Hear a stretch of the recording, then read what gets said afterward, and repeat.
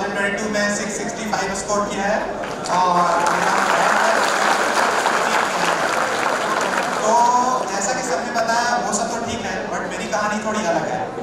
Bio में आने के बाद मेरी एक्चुअली में दो फैमिली बन चुकी है। एक तो मेरे खुद की फैमिली और दूसरा एक bio means also like a family. So firstly मैं सबसे पहले फर्स्ट फैमिली के बारे में बात करना चाह रहा हूँ। तो यहाँ तक जो मैं पहुँचा हूँ उसमें दो किस्मत है, एक तो बायो का मिलना और दूसरे मेरे जो पेरेंट्स हैं। सबसे पहले मैं अपना कहानी बताना चाह रहा हूँ कि जब मैं 9 ईयर का था तो मेरे पापा की डेथ हो गई थी। तो उसके बाद छोटे पापा ने ही मुझे संभाला physically, mentally and financially and they helped me a lot. Then उन्होंने ही मुझे यहाँ तक आगे बढ़ने के लिए पूरा सपोर्ट किया। देन इसके बाद अभी इस साल लास्ट ईयर मेरा कुछ मार्क्स की वजह से रह गया था, 559 था, तो मैंने वेटनरी चूज कर लिया था। तो लास्ट ईयर मैं अपना भाई का एडमिशन करवाने के लिए आया हुआ था 11th में। तो उस टाइम पंकज सर यहाँ पे थे और रोशन सर ऑफिस में बैठे हुए थे। तो उन्होंने पूछा कि मतलब अभी कैसा चल रहा है।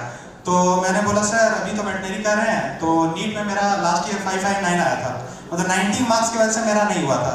तो सर ने बोला कि पंकज सर और रोशन सर ने डिसीजन दिया कि मतलब इस साल तुम करो, इस साल हो जाएगा, बायो से मतलब करो तो इस साल हो जाएगा। तो फिर मैंने यहाँ पे AITS दिया और लास्ट में सबसे पहले जो रैंकर्स बैच बनता है वहाँ पे बहुत ज़्यादा सपोर्ट मिला। देन रैंकर्स बैच की ये खासियत है कि आपका मार्क्स ऊपर नीचे होते रहता है, रैंक ऊपर नीचे होते रहता है। तो उस केस में रोशन सर ने बहुत ज़्यादा सपोर्ट किया था। और जहाँ तक मैं फैकल्टी मेंबर्स के बारे में बात करना चाह रहा हूँ तो बॉटनी में Priya ma'am and Roshan sir,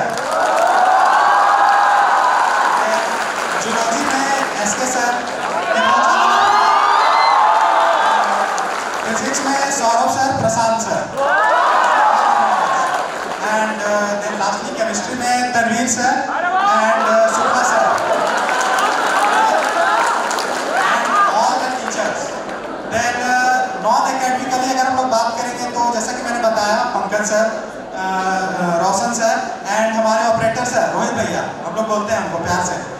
तो तीनों ने बहुत ज़्यादा हेल्प किया और तीनों ने कुछ कोट्स बोले थे जो मुझे अभी तक याद है। सबसे पहले पंकज सर ने बोला है कि try to be always 720 out of 720, क्योंकि थोड़ा थोड़ा भी गिरेगा तो आप घिस देंगे, मतलब 660 70 उस आसपास तक पहुँच जाएंगे। और कभी भी कंपटीशन दूसरे से नहीं करना है, ऑलवेज ट्राई टू बी, कि खुद से कम्पीट करना है ऑलवेज। और लास्ट में मुझे याद है कि जब मैं एग्ज़ाम देने गया था तो एग्ज़ाम सेंटर में एक स्टूडेंट मिला था। उसने पूछा था कि मतलब क्या है आपका, कितना स्कोर आ रहा था टेस्ट में। तो सर ने बोला था पंकज सर की एग्ज़ाम के पहले मतलब किसी से बात नहीं करना है। और वही एग्ज़ाम के बाहर जब मैं निकला ना तो उसने बोला कि 2-3 सवाल लेंगे तो बहुत है, और ऐसा कुछ। अब फिर उस समय स्टार्टिंग में मैं उससे बात कर लेता, मेरा भी कॉन्फिडेंस डाउन हो जाता, तो उस तरह फिर मेरा 665 आ नहीं पाता। देन मैं बात करना चाह रहा हूँ रोशन सर के बारे में। तो रोशन सर ने बोला कि अंडर कॉन्फिडेंट कभी नहीं रहना है। ऐसा नहीं है कि आपका नहीं होगा, अगर आप एवरेज स्टूडेंट हैं, लोअर भी है, फिर भी अगर आप मेहनत करेंगे तो आपका स्कोर बहुत ज़्यादा इंप्रूव हो सकता है। काफ़ी सारे स्टूडेंट्स यहाँ पे हैं फ्रेशर के, टारगेट के एंड और भी जो हमारे फ्यूचर डॉक्टर्स हैं जो यहाँ पे बैठे हुए हैं, नीट एस्पिरेंट्स, वो लोग भी नेक्स्ट ईयर यहाँ पे ज़रूर आएंगे और यहाँ पे देंगे इंटरव्यू। देन लास्ट मैं बोलना चाहूँगा रोहित भैया का। तो रोहित भैया ने भी बोला था कि हाँ हो जाएगा और उन्होंने भी बहुत ज़्यादा नॉन एकेडमिकली सपोर्ट किया था। देन लास्ट में बोलना चाहूँगा नीट एस्पिरेंट्स के बारे में कि 3 सुझाव। सबसे पहले तो consistency is the most important thing. अगर आप जितना घंटा भी पढ़ रहे हैं, सेल्फ स्टडी 5 to 6 आवर्स, तो कोई दिक्कत नहीं है। 5 to 6 आवर, किसी का 6 to 7 आवर भी है, लेकिन उसको कंसिस्टेंटली करना है, डेली करना है और मेंटेन उसको करना है। एंड दूसरा है रिवीजन।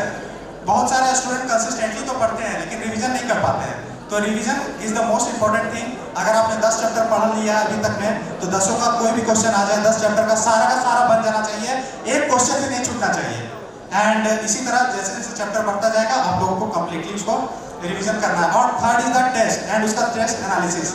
बहुत सारे स्टूडेंट टेस्ट तो देते हैं, नंबर आता है ठीक है, लेकिन उसका एनालिसिस नहीं कर पाते हैं। एनालिसिस में बहुत सारे 1 आवर लगाते हैं, लेकिन आपको 3 to 4 आवर प्रॉपर लगाना है। कहीं कोई ऐसे भी तो नहीं है जो कि लास्ट में से तुक्का मार दिया और सही हो गया, उसको भी देखना है, क्योंकि लास्ट मोमेंट में क्या मतलब पता कि वो जो तुक्का है वो गारंटी सही होगा फाइनल एग्जाम में, इस हिसाब से आपको वो भी देखना होगा। And this is the final strategy. और लास्ट में मैं यही बोलूंगा, मुझे हरा सके ऐसा इंसान इस दुनिया में पैदा नहीं हुआ मेरे अलावा, उसी तरह आपको हरा सके ऐसा इंसान इस दुनिया में पैदा नहीं हुआ आपके अलावा।